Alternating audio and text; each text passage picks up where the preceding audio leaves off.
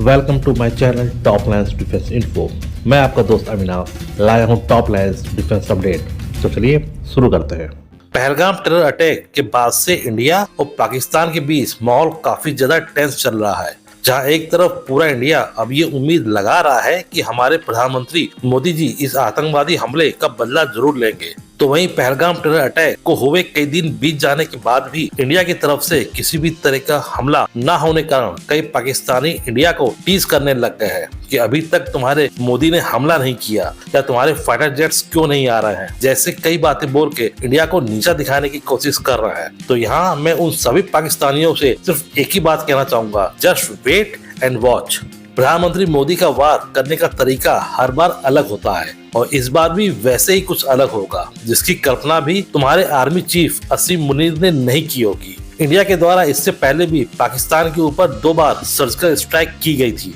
जहां एक बार हमारे बहादुर स्पेशल फोर्सेस के जवानों ने अंदर तक जाके कई टेररिस्ट को मारा था, तो वहीं दूसरी बार हमारे इंडियन फोर्स के मिराज जेट के द्वारा पाकिस्तान के अंदर घुस के जैसे मोहम्मद के कैंप को निशाना बना गया था। लेकिन कहते हैं ना कि जो लातों के भूखे होते हैं वो बातों से नहीं मानते। पहलगाम टेरर अटैक के तुरंत बाद जब से मोदी ने इस बार कमांड संभाली है, पाकिस्तान को ये समझ में नहीं आ रहा है कि इस बार मोदी उनके साथ क्या करेगा। शुरुआत में जब पाकिस्तान ने भारत का रुख देख के उल्टा खुद ही भारत को अपने पाव भर वाले एटम बम की धमकी देने लग गया था, लेकिन जैसे ही इंडिया के द्वारा एक एक करके पाकिस्तान के ऊपर बंदिशें लगाना शुरू किया गया, पाकिस्तान को समझ में आने लग गया कि इंडिया का मूड इस बार कुछ और ही है और वह विश्व के दूसरे देशों से इस टेंशन को समाप्त करने की विनती करना शुरू कर चुका है। इंडियन आर्म फोर्सेस भी काफी साइलेंटली अपना काम शुरू कर चुकी है। प्रधानमंत्री मोदी इस बार पाकिस्तान पे वार करने से पहले पाकिस्तान पे इतना डर और दबाव बना के रख रहे हैं कि अभी जंग तो शुरू भी नहीं हुई और पाकिस्तान के ऊपर जंग का खौफ रोज बढ़ता जा रहा है। अभी कुछ दिनों पहले ही इंडियन फोर्स ने इंडियन पाकिस्तान बॉर्डर के काफी नजदीक अपने 4 राफेल को कॉम्बैट पेट्रोलिंग करवा के जहां एक तरफ सीधे सीधे पाकिस्तानी एयरफोर्स को चुनौती दी थी, तो वहीं दूसरी तरफ पाकिस्तानी एयरफोर्स का रिस्पांस टाइम भी चेक कर लिया था। इसके अलावा पाकिस्तान ने अपने F-16 फ्लीट को इंडियन राफेल और Indian S-400 missile defence system से बचाने के लिए उनको ग्वादर के पास पासनी एयरफील्ड पे शिफ्ट कर दिया है, जहां पे इन F-16 को रख के उसको इंडियन S-400 के रडार कवरेज से बचाना चाह रहा है, जबकि उसने अपने दूसरे फाइटर जेट्स जैसे JF-17 तथा J-10C को इंडिया से लगते इंटरनेशनल बॉर्डर की तरफ तैनात कर रखा है। और इसमें पाकिस्तान की मजबूरी भी है, क्योंकि उसने जब से F-16 जेट अमेरिका से खरीदे थे तो उसने साफ साफ बोला था कि वह इन फाइटर जेट्स का इस्तेमाल इंडिया के खिलाफ नहीं करेगा, बल्कि टेररिस्ट ग्रुप के खिलाफ करेगा। हालांकि ये बात अलग है कि पाकिस्तान ने इनका यूज हमेशा इंडिया के खिलाफ ही करना चाहता था और इसीलिए ऑपरेशन बालाकोट के अगले दिन जब पाकिस्तानी एयरफोर्स ने इंडियन एयरफोर्स के ऊपर हमला किया था,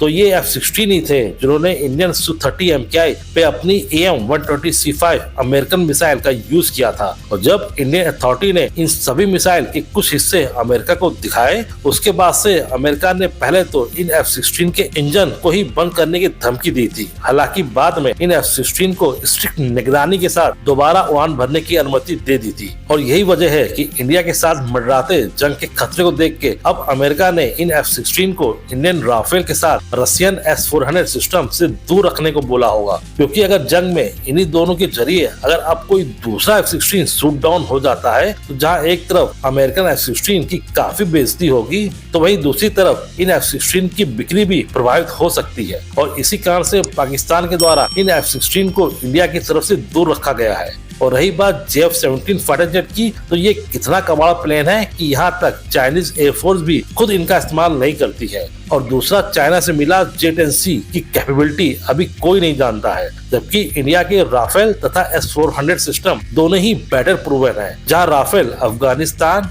लीबिया, सीरिया तथा माली में अपनी योग्यता दिखा चुका है, तो वही S-400 सिस्टम अभी तक यूक्रेन के कई फाइटर जेट्स को अपना निशाना बना चुका है। JF-17 और J-10C दोनों ही जहां 4th जनरेशन के एयरक्राफ्ट हैं, तो वही इंडियन राफेल 4.5 जनरेशन का एयरक्राफ्ट है, जिसके सामने JF-17 तथा J-10C ज्यादा देर तक टिक नहीं पाएंगे। हालांकि पाकिस्तान ने अभी कुछ दिनों पहले ही चाइना सप्लाइड PR-15 मिसाइल को JF-17 के ऊपर माउंट करके अपने कबाड़ को एक प्रीमियम फाइटर जेट साबित करने का प्रयास किया था। उसे लगा कि इस प्रोपोगंडा के सहारे वह इंडियन एयरफोर्स को डरा पाने में सफल होगा। हालांकि पाकिस्तान को रिसीव होने वाली PL-15 मिसाइल एक्सपोर्ट वर्जन की है और इसीलिए ये ओरिजिनल PL-15 मिसाइल के मुकाबले रेंज में डाउनग्रेडेड है। ये केवल 145 किलोमीटर तक ही वार करने में सक्षम होगी। तो वही इंडियन एयरफोर्स ने सभी को सरप्राइज करते हुए ये अनाउंसमेंट किया है कि उसने बड़े ही साइलेंटली से लिमिटेड सीरीज की अस्त्रा मार्क 2 का इंडक्शन Su-30 MKI के ऊपर कर चुका है, जिसकी रेंज 130 से 160 किलोमीटर तक की है और अभी भी BVR एडवांटेज इंडियन एयरफोर्स की तरफ ही है।